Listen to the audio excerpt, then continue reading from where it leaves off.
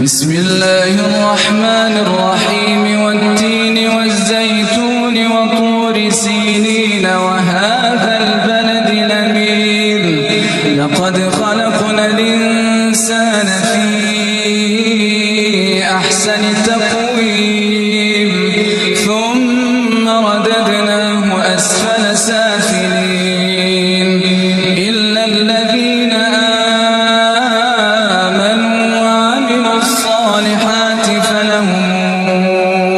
أجر غير ممنون فما يكذبك بعد بالدين أليس الله بأحكم الحاكمين